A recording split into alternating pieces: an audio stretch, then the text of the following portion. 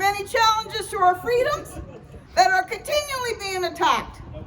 It's a constant battle, but together, united, we can deal with what is to come. Okay, today, I have to separate my speech into two parts because there's been so much happening in the past 2 weeks. Don't want to let anything go by. All right.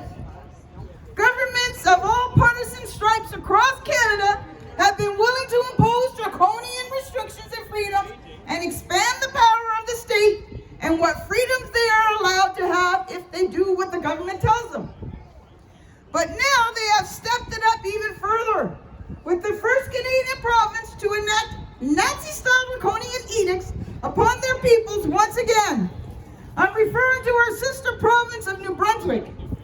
Atlantic Freedom Fighters had posted an SOS due to the Winter Action Plan that was set to commence December 4th by the Premier and the Health Minister.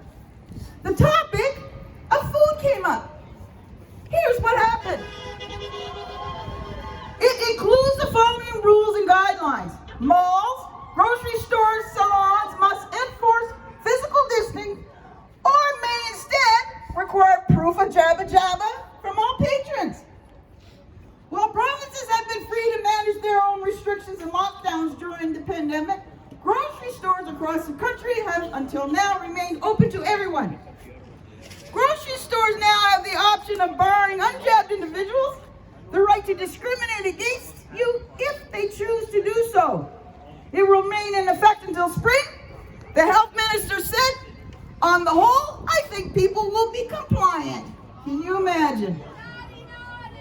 For those who are supposed to be public servants, they are committing crimes against humanity.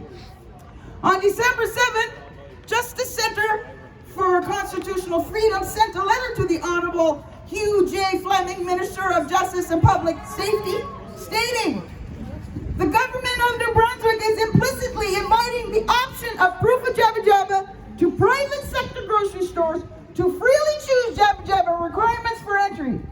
The right to food is a fundamental human right enshrined in various international instruments.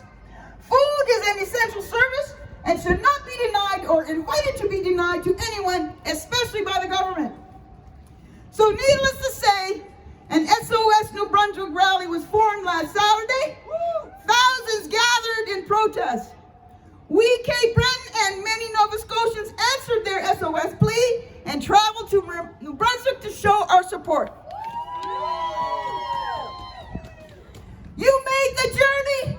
The resistance is born, said Patty Jean Dorothy Ever Meisner of Atlantic Freedom Fighters from her opening remarks at Riverfront Park.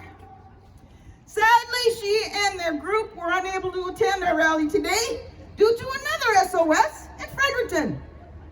The Fredericton Boys Farmers Market was recently purchased by the federal government and is being run by the city of Fredericton.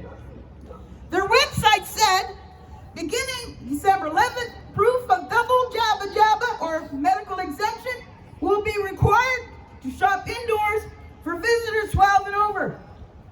The government has declared that unjabbed New Brunswickers may be denied essential groceries and pushed into starvation if business owners so choose. Our politicians also need to realize that the use of manipulation, coercion, and force on citizens up to the point of threatening starvation is unconstitutional in a free democratic society. Wow. Atlantic Freedom Fighters once again has organized a protest rally against the V-Pass to the Fredericton Boys Farmers Market for today. We are with our sister province 100%. December 14th, 3 New Brunswick Conservative members of Parliament are at least speaking out against the New Brunswick government allowing grocery stores the option of barring entry to unjabbed Canadians. John Williamson, Rob Moore, Richard Bragdon have all released statements surrounding the New Brunswick government Winter Action Plan. Williamson announced that he wanted to thank national and local essential food retailers that continue to serve all New Brunswick customers and are not requesting proof of Jabba Jabba as a condition to enter the grocery store. He said, denying people access to essential basic necessities is not defensible in any society, under any circumstances. MP Richard Bragdon said he was glad to see Sobeys and other retailers who provide essential services like groceries are choosing not to enforce the coercive measure. Choosing to deny individuals the ability to obtain essential services is the last thing we should be doing. The Telegraph Journal Fredericton posted this on December 16th. Police say they are monitoring a protest being planned for this Saturday that would create a human chain around the Boyce Farmers Market building in Fredericton and deny customers entry without proof of Jabba Jabba. Despite the clear potential for confrontation, Patty Every, who created the event on Facebook, said the intention to protest is not to incite violence. She said she also recognizes the need to push back against mandates rather than simply protest them. Pushing back will create an impact in some way on the economy. It remains unclear how many New Brunswick stores have opted for Jabba Jabba passports. At least one Fredericton Boyce Market received backlash for their decision. We have an update from New Brunswick and a message from Patty G. Dorothy Every Meisner. The government has changed their tune. The pushback works before we even arrive. First, Boyce Market removed the mandate earlier today. They said the Fredericton Boyce Farmers Market will not be required proof of vaccination at the door this coming weekend. However, 2-meter distance will be in effect.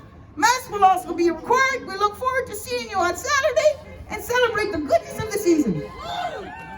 And then we find this on their government website. Options for stores selling groceries to ask for proof of Jabba Jabba removed. An option allows stores that sell groceries to ask patrons 12 and over for proof of Jabba Jabba instead of implementing distancing requirements is being removed from the province's mandatory order. It's a victory, Patty said. However, it isn't good enough. So we changed tomorrow's event to this instead. The Resistance New Brunswick Victory March. They are meeting at Fredericton City Hall today.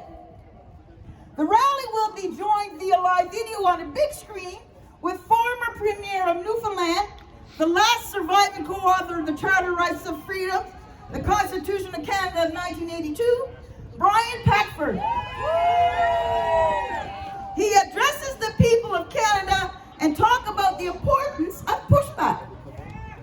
Patty says, the power of the people prevail. You see, folks, having protests being allowed is working. We are proving that the power of the people does have an impact. Now, back to our own province. Oh no. December 7th, 13th, and yesterday, our two clowns had the Copper Press briefings, and here are some of the highlights. December 7th, Tim Houston. The mandates are successful. And we haven't seen any widespread impact on our system since November 30th deadline. Really? We need to get Jabba Jabba rates up so that we can continue to see the return to normalcy. Many of the cases we are seeing now are in unjabbed children. Make note that in his short little speech, he mentions Jabba Jabba 15 times. Now, Dr. Strand says, during this fourth wave, most of the cases are in children aged 5 to 11. Unfortunately, a cluster case associated with St. Francis Xavier University was reported last night, and we expect additional cases in the coming days. Copper-19 loves gatherings, especially when people aren't jabbed. But fully jabbed can also carry and get sick themselves. So we all need to be cautious over the holidays, regardless of Jabba Jabba status, to protect our loved ones and our communities. Can you imagine? They were all blaming the unjabbed. Now they're not. Wonder why? I do want to be clear that our priority continues to getting everybody jabbed with their primary series. The National Advisory Committee on Immunization on Jabbas now recommends Pfizer and not Moderna, on which is best for people aged 12 to 29 because of the rare risk of myocarditis and pericarditis associated with the mRNA Jabbas. Now here is what the National Advisory Committee on Immunization cited about Moderna. The committee is an updated recommendation that said data from other countries pointed to higher rates of myocarditis or inflammation of the heart with Moderna Jabbas compared to Pfizer shots among males aged 18 to 29 after the second Jabba dose. The Public Health Agency said it knew of 1,376 reports of myocarditis, typically involving men aged 27, and that's number 243. This comes after millions of young Canadian children and men have been injected with millions of doses of Moderna. It's now recommended that those between 12 and 29 no longer do this. It just boggles the brain their scientific responses. On December 13th, Tim Houston reports, the Omicron variant has arrived in our region. I can confirm that as of today, we also have a number of confirmed cases of the variant in Nova Scotia. Cases so far that we've had have been relatively mild illness, and of the hundreds of cases that we've announced since the breakout at St. X, there have been no hospitalizations. The variant spreads fast, but it appears to be less severe. Our immediate goal is to slow the spread. That means people using common sense. But it also requires some government guidance, of course. Starting Friday, gathering limits, physical distancing, tightening up on masking, and all these things will be back in effect. Now, Michelle Thompson, the Minister of Health, says, while Omicron is very contagious, if we work together and follow public health guidance, we will reduce the spread and contain the spread of the virus. A key action is testing. That goes for St. X community, broader community, or anyone who was visiting. For Nova Scotians, rapid testing kits will be available at libraries, family resource centers, and at mobile outreach immunization clinics throughout the province. Dr. Strang says, today we are confirming that 40 of the samples that we've submitted to the National Virology Lab have confirmed to be Omicron variant. So we're going to focus on tightening up in 3 areas to try to get things under control. Masking, gathering limits, and physical distancing. I do see these restrictions as an interim step while we learn more about the variant.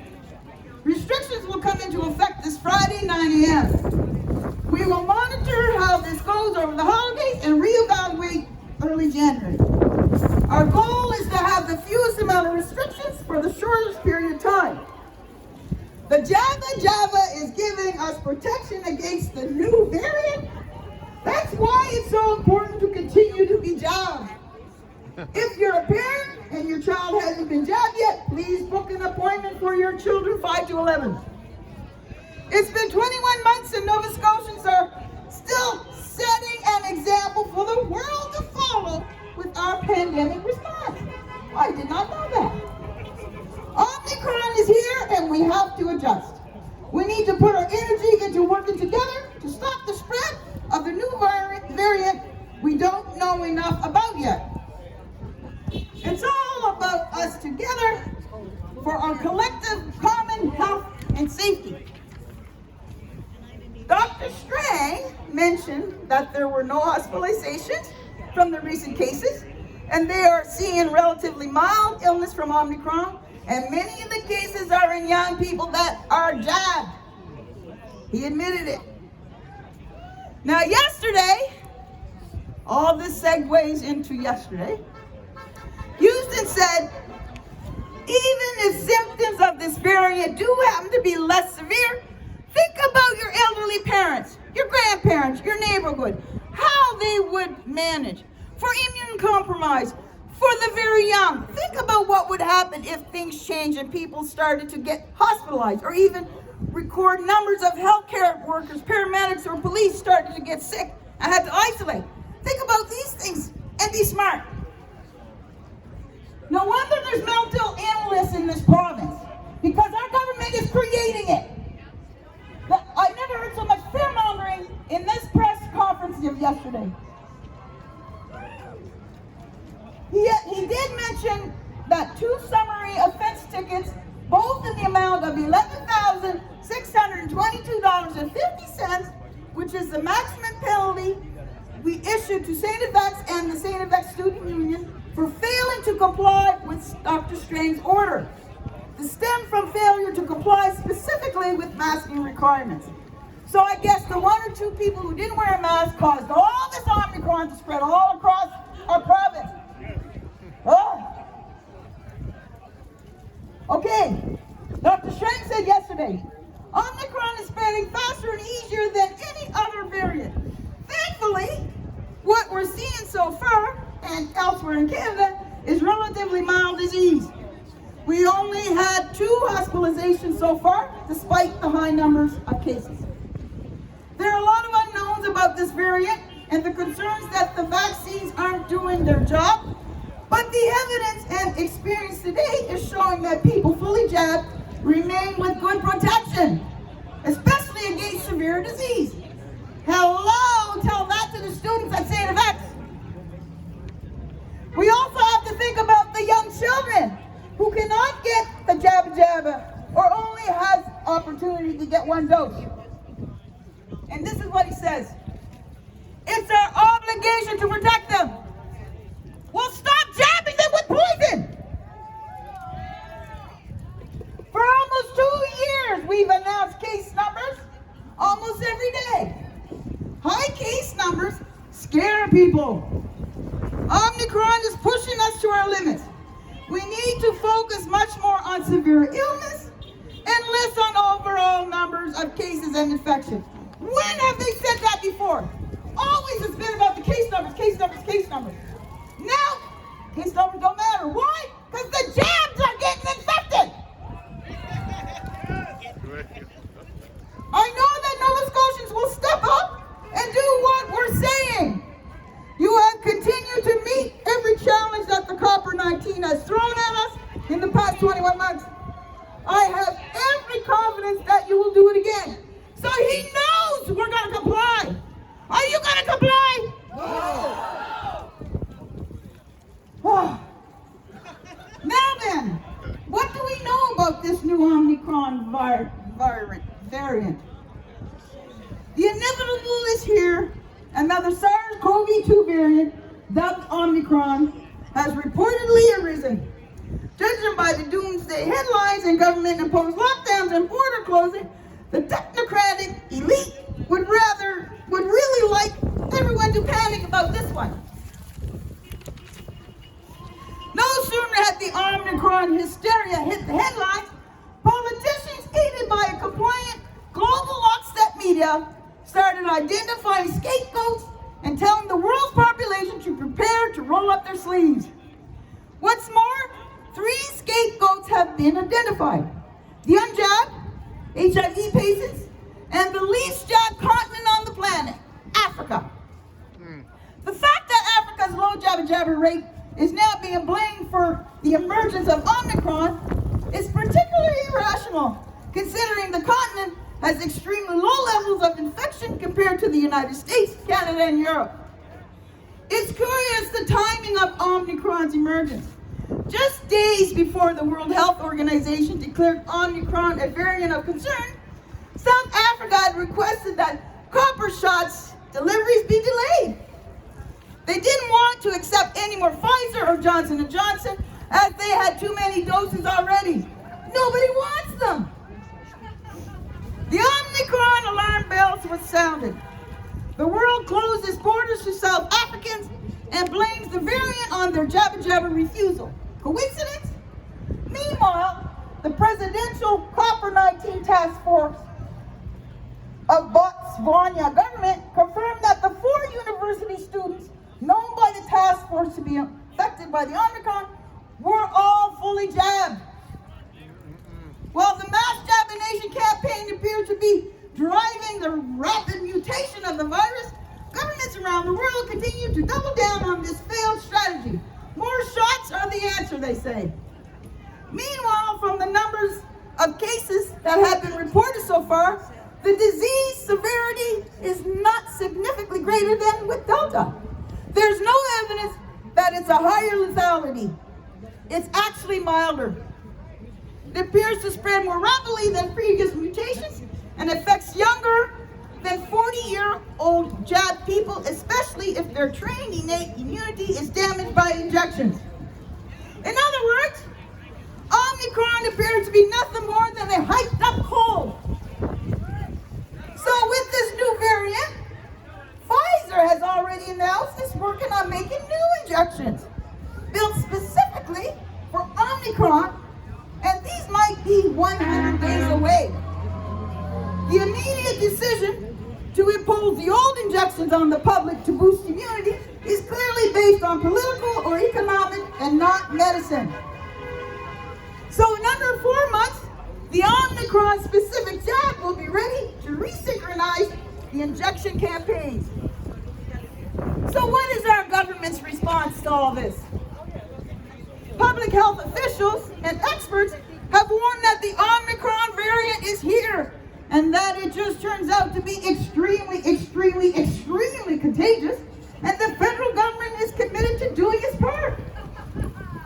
Our most important national project is a relatively short 96-page document focuses on the fight against copper-19, in which government adopts an Omicron-centric approach to governing in short term.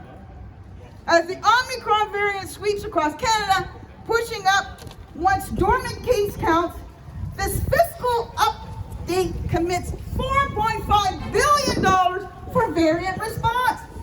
Money that can be used to extend lockdown support measures and expand border testing if necessary.